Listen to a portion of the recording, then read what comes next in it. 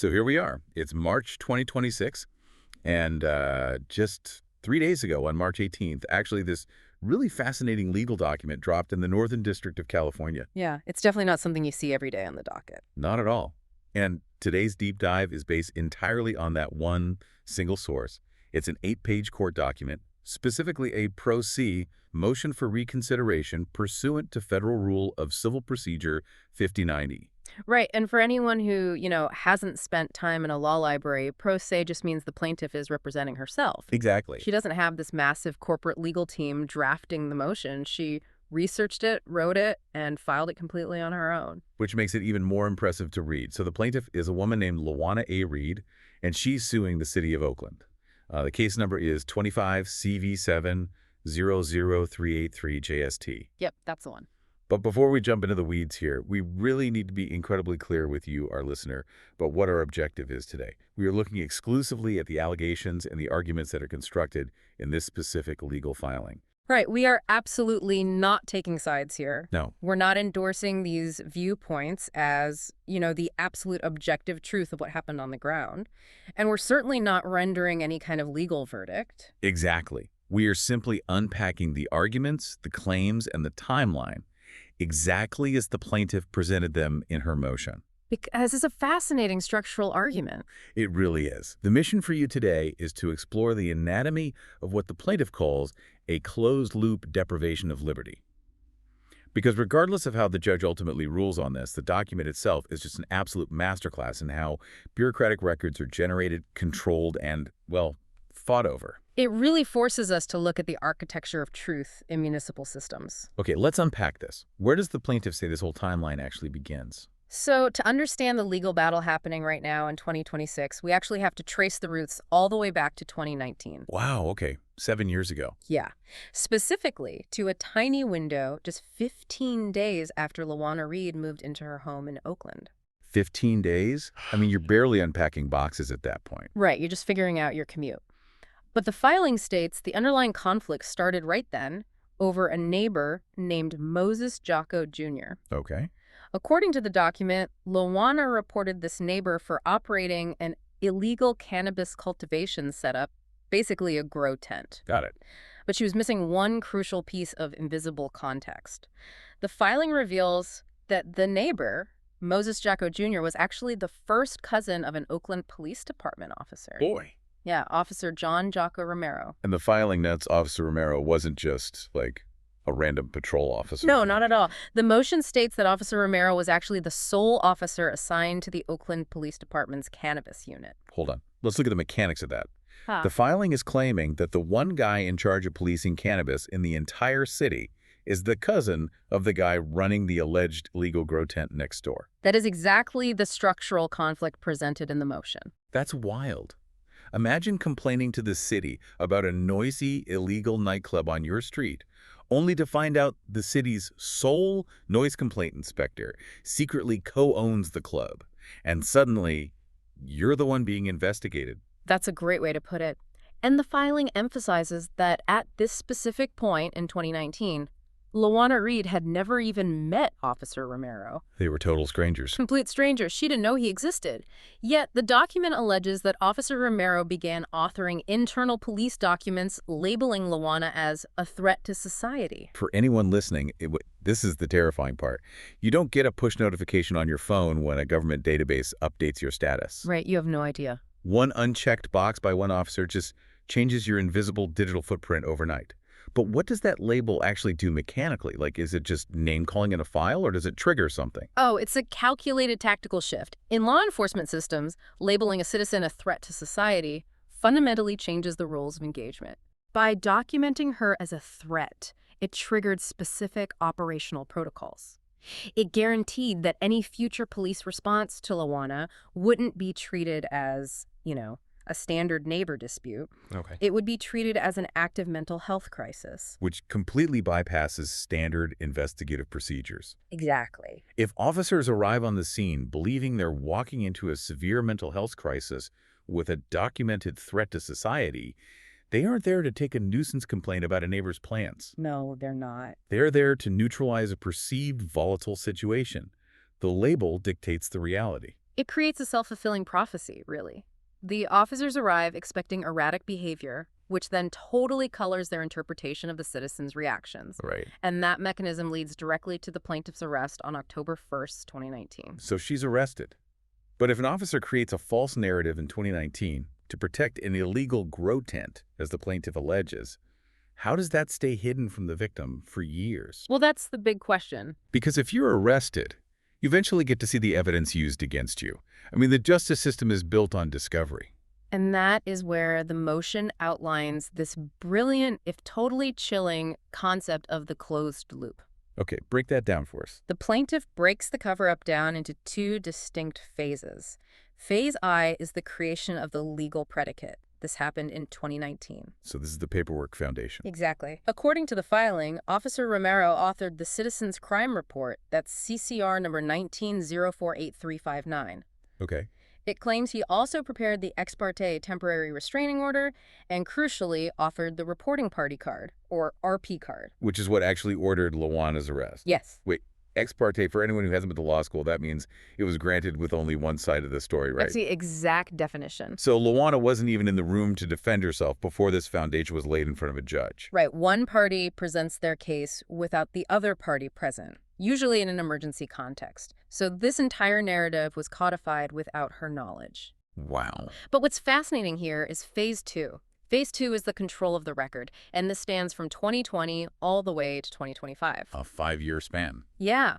So after the arrest, LaJuana naturally wants to know why she was targeted. She starts filing Public Records Act requests and FOIA requests. As you would. I mean, you demand every piece of paper with your name on it. Of course.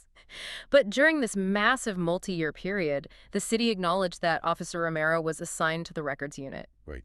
The filing alleges he was actively participating in processing and making what the city called standard redactions on responsive materials. That's kidding. He was literally handling the very records requests LaJuana was submitting about her own arrest. Wait, logistically, how does a police department allow the target of a citizen's complaint to be the one holding the black Sharpie over the evidence?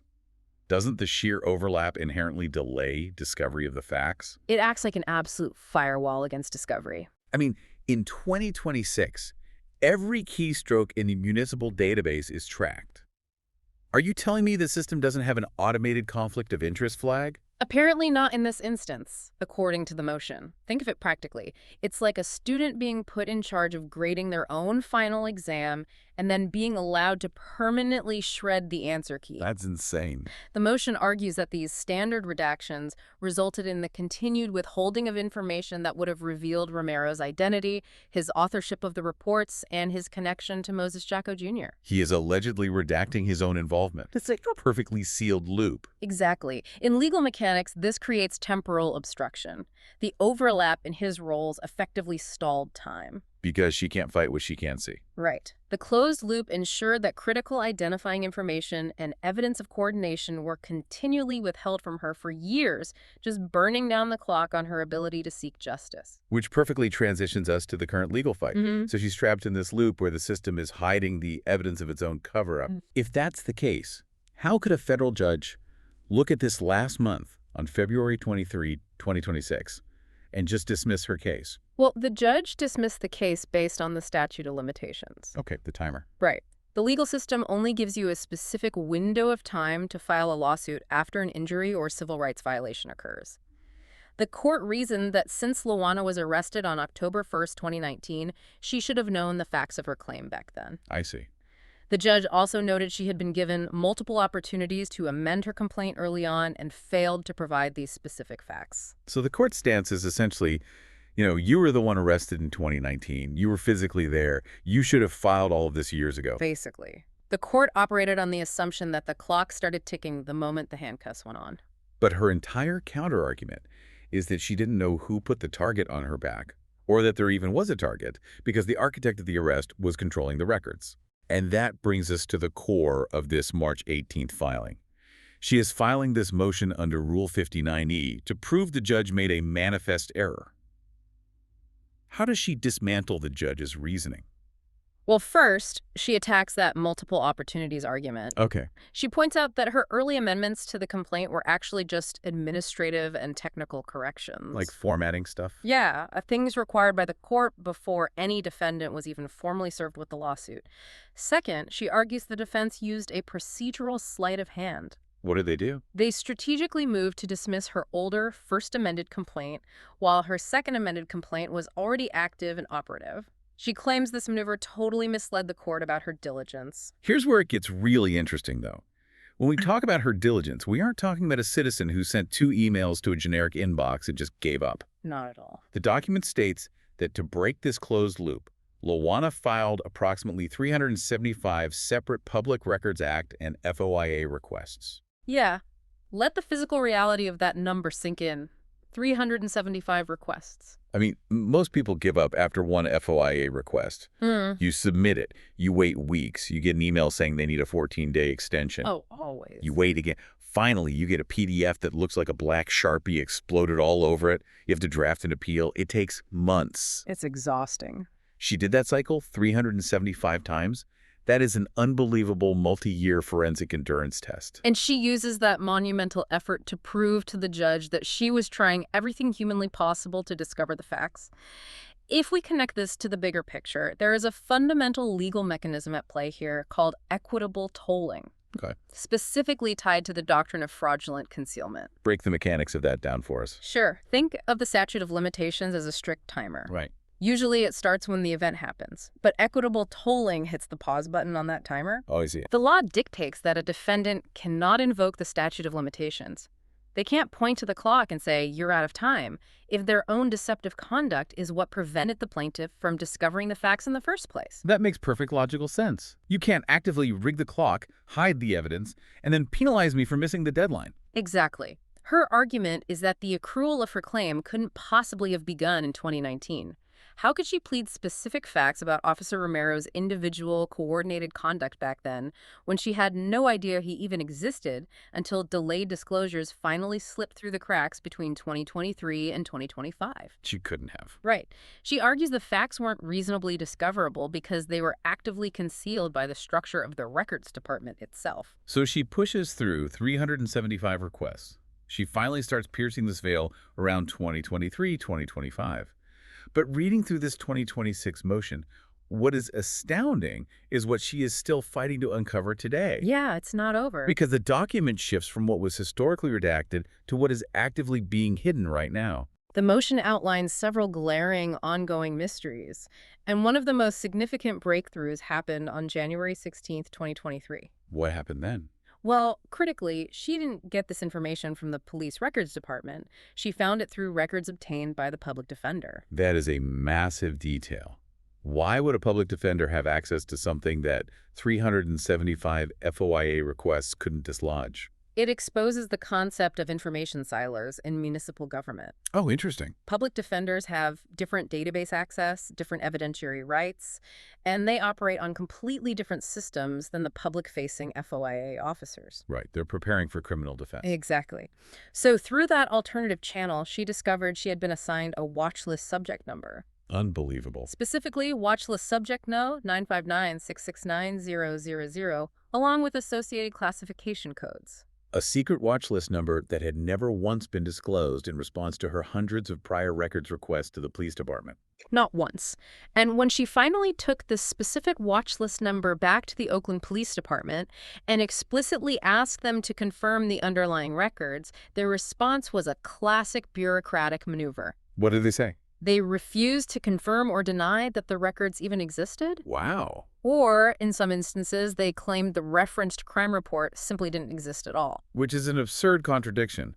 You cannot legally claim a report doesn't exist when your own department literally used those same records to justify arresting her in the first place. It's what is known in government transparency circles as a GLOMAR response. So GLOMAR response. Yeah, the term originates from the Cold War, when the CIA refused to confirm or deny the existence of a salvage ship called the Glomar Explorer. Oh, that's fascinating. It's basically a legal mechanism for an agency to block a records request without admitting they actually hold the records. Got it. But LaJuana's motion points out the massive legal hypocrisy here. Defendants cannot simultaneously rely on the existence of records to justify an arrest while deploying a GLOMAR response to refuse those same records when the citizen seeks access to them. You can't have your cake and eat it too when it comes to someone's civil liberties. Exactly. And it's not just paper records or watch list databases that are missing here.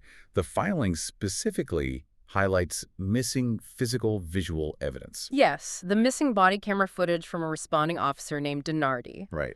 According to the plaintiff, this footage is the absolute linchpin. It allegedly shows LaJuana exiting her home and actively, calmly attempting to speak with the responding police officers.